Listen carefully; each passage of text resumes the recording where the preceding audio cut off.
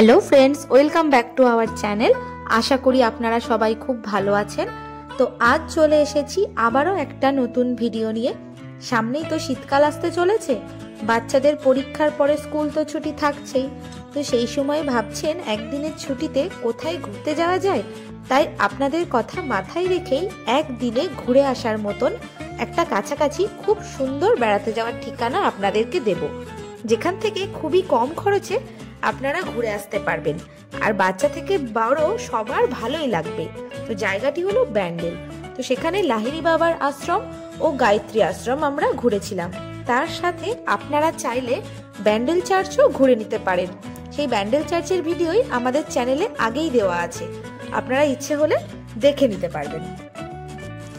তো এই আশ্রমে কিভাবে যাবেন, কত খরচ পড়বে, কখন খোলা থাকে ও কখন বন্ধ হয়, কোন সময়ে গেলে ভোগ গ্রহণ করতে পারবেন এবং কি কি নিয়মাবলী আছে, তার সমস্ত খুঁটিনাটি তথ্য ভিডিওটাতে পেয়ে যাবেন। তাই স্কিপ না করে ভিডিওটা সম্পূর্ণ দেখার জন্য অনুরোধ রইল। তার আগে বলে রাখি, চ্যানেলে নতুন হয়ে থাকলে এইরকম সুন্দর সুন্দর বেড়াতে যাওয়ার ঠিকানার খোঁজ পেতে চ্যানেলটিকে সাবস্ক্রাইব করে রাখুন। আর যদি ভিডিওটা ভালো লাগে, লাইক, কমেন্ট ও শেয়ার করতে ভুলবেন না কিন্তু। চলুন ভিডিওটা শুরু করা যাক।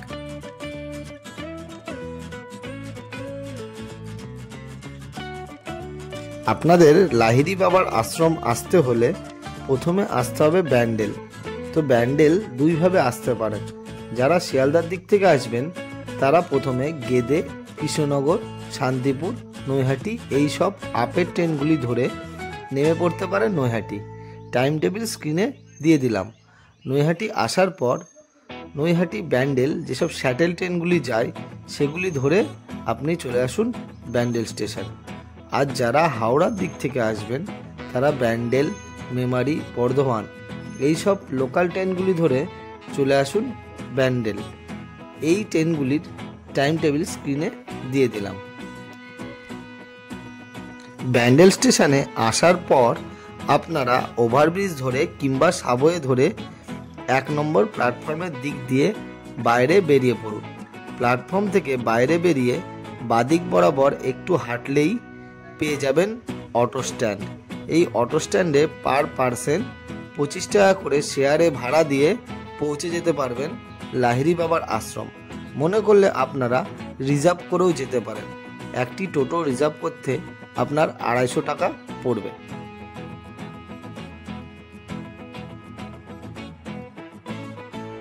আধারালয় এই মন্দিরের নাম। এটি স্থাপত্য এবং পরিবেশে অনন্য। কলকাতার উপকণ্ঠে প্রায় নাগালের মধ্যেই অবস্থিত। যোগীরাজ শ্যামাচরণ লাহিড়ীর দর্শনে নির্মিত হওয়ায় দেশ বিদেশের মানুষ একে লাহিড়ী বাবার আশ্রম নামেই চেনে। মন্দির খোলার সময় সকাল 10টা থেকে দুপুর 12টা অবধি এবং বিকাল 4টা থেকে সন্ধ্যা 6টা অবধি। লাহিড়ী বাবার মন্দির থেকে প্রসাদ নেওয়ার জন্য সময় দুপুর 12টার পর। তো আপনাকে ভোগের কুপন কাউন্টার থেকেই সংগ্রহ করতে হবে 60 টাকার বিনিময়ে। লাহিড়ী বাবার মন্দিরে প্রবেশ করার জন্য কোনো এন্ট্রি ফিস লাগে না। আপনি যদি গাড়ি ভাড়া করে বা নিজের গাড়ি করে যান তাহলে মন্দিরের সামনে পার্কিংয়ের জায়গা রয়েছে। তাছাড়া জিটি রোড বা ব্যান্ডেল থেকে এই স্থানে যাওয়ার জন্য টোটোর ব্যবস্থাও আছে এবং ফেরার জন্য টোটোর ব্যবস্থা রয়েছে। আপনি যদি লাহিড়ী বাবার আশ্রম যাওয়ার কথা ভাবছেন তাহলে একটা জিনিস আপনাকে মাথায় রাখতে হবে, পুরুষ ও মহিলা উভয়ের জন্যই মন্দির প্রাঙ্গণে ঢোকার আগে কিছু নিয়ম মেনে চলতে হবে। পুরুষদের নিজের মাথা ঢেকে রাখা বা টুপি পরা চলবে না এবং হাফ প্যান্ট পরাও যাবে না। ফুল প্যান্ট, জামা অথবা টি শার্ট পরতে হবে। আর মহিলাদের জন্য মন্দিরে ঢোকার আগেই মাথায় অবশ্যই ঢাকা দিয়ে যেতে হবে। শাড়ির আঁচল বা ওড়না অথবা চাদর বা কিছু না থাকলে অন্ততপক্ষে রুমাল মাথায় দিয়ে যেতে হবে। হাঁটুর ওপরে কোনো বস্ত্র পরার অনুমতি নেই।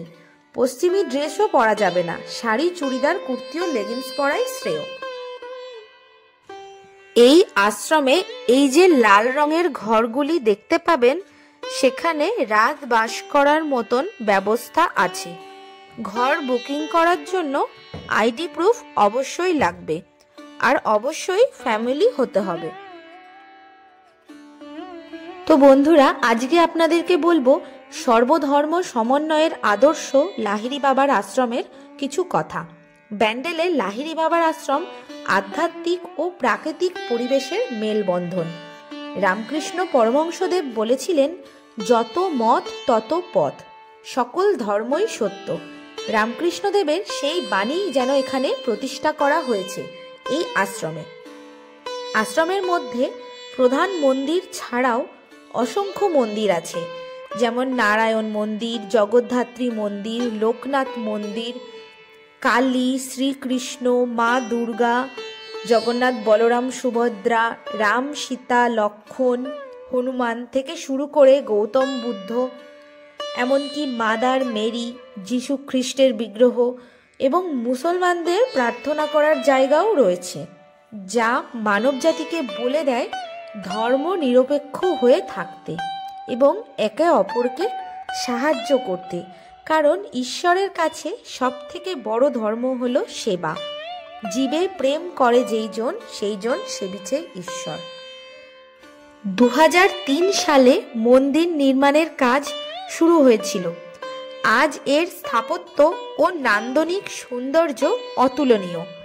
আশ্রমের বিশাল ফটক দিয়ে প্রবেশ করে মূল মন্দিরে এসে দুই পাশে প্রাচীন আম গাছ আর গোলাপ গাছ, নানান মরশুমি ফুল গাছ, ফল, হাঁস আর পাখিতে পরিপূর্ণ হওয়ায় আপনি যেদিকেই তাকাবেন সেদিকেই প্রকৃতির ছোঁয়া পাবেন, যা আপনার যাবতীয় মন খারাপকে ভুলিয়ে দিতে বাধ্য।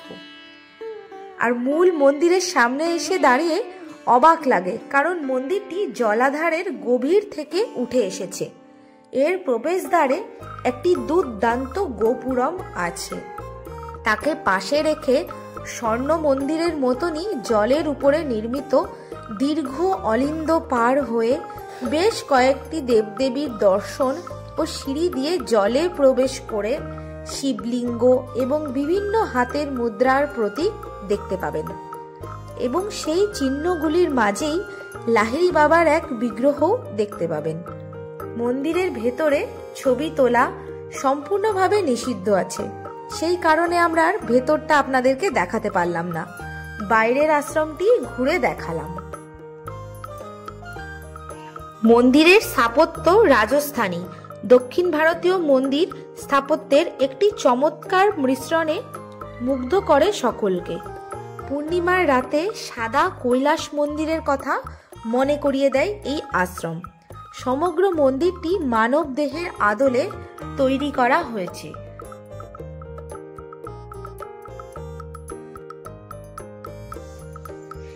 এরপরে আশ্রম ঘুরে মোমবাতি জ্বালিয়ে তারপর আশ্রমের ভেতরেই থাকা ক্যান্টিন থেকে চিপস আইসক্রিম খেয়ে তার পাশে একটা ছোট্ট মন্দির দেখে নিয়ে বেরিয়ে পড়লাম গায়ত্রী মাতার আশ্রম ঘুরতে। এই আশ্রম থেকে বেরিয়েই আপনারা গায়ত্রী মাতার আশ্রম যাওয়ার টোটো পেয়ে যাবেন। টোটো ভাড়া শুধুমাত্র যাওয়ার জন্য পার হেড 20 টাকা করে নেবে। এবারে আমরা পৌঁছে গেছিলাম গায়ত্রী মাতার আশ্রমে। এই আশ্রমের মধ্যেই রয়েছে দ্বাদশ জ্যোতির্লিঙ্গ। এটি একদমই গ্রামের মধ্যে অবস্থিত, খুবই সুন্দর পরিবেশ। আশ্রমের মধ্যে প্রবেশ করেই ডান দিকে পাবেন গাড়ি পার্কিং করার ব্যবস্থা। তার সামনে ঝর্ণার মাঝে রয়েছে এই আশ্রমের লোগো বা চিহ্ন। আর তার সামনেই পাবেন একটি স্ট্যাচুর আকারে গায়ত্রী মাতার ছাতা মাথায় দণ্ডায়মান। এখানে একটি মন্দিরও আছে। মন্দিরের মধ্যে গণেশ, রাধা কৃষ্ণ ও দুর্গার মূর্তিও দেখতে পাবেন।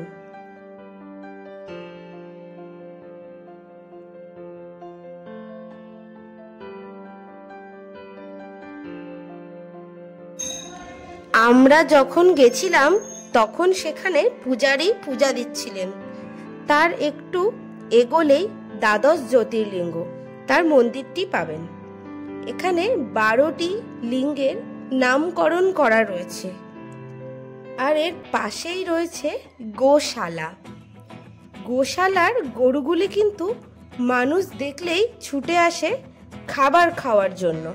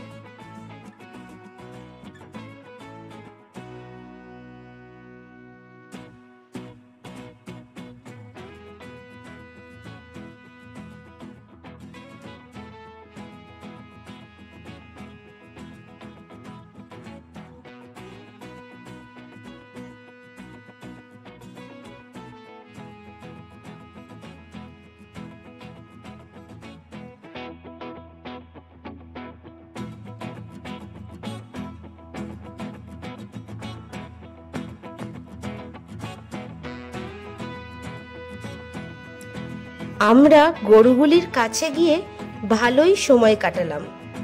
তারপর বাম দিকে লক্ষ্য করলে দেখতে পাবেন একটা সুন্দর পার্ক আছে। পার্কটিতেও সময় কাটাতে বেশ ভালোই লাগবে, বাচ্চা থাকলে মজাই পাবে। কিছু দোলনা ও কিছু রাইডিংও রয়েছে। আমাদের এই জায়গাটা বেশ ভালোই লেগেছে, আর আমার ছেলেরও খুবই ভালো লেগেছিল। অবশ্যই আপনারা লাহিড়ী বাবার আশ্রমে আসলে তার পাশে এই গায়ত্রী মাতার আশ্রমটি ঘুরে দেখতে ভুলবেন না।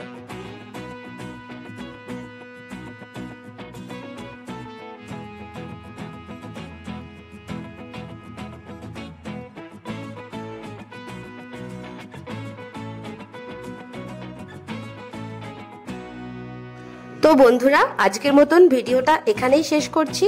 ভিডিওটা কেমন লাগলো জানাতে ভুলবেন না। যদি ভালো লাগে একটা লাইক, কমেন্ট ও শেয়ার করে দেবেন, যাতে করে আমাদের এই ভিডিওটা আরো অনেক মানুষের কাছে পৌঁছাতে পারে। আর চ্যানেলে নতুন হয়ে থাকলে প্লিজ সাবস্ক্রাইব করে পাশে থাকবেন। সবাই ভালো থাকবেন, সুস্থ থাকবেন। খুব তাড়াতাড়ি দেখা হচ্ছে অন্য আরেকটা ভিডিও নিয়ে। আজকের মতন টাটা।